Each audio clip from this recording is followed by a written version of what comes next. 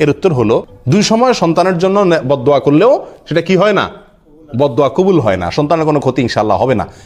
number এক, যদি অন্যায়ভাবে বাবা মা সন্তানের জন্য বদদোয়া করেন, কথার কথা সন্তান আল্লাহর হুকুম মানছে,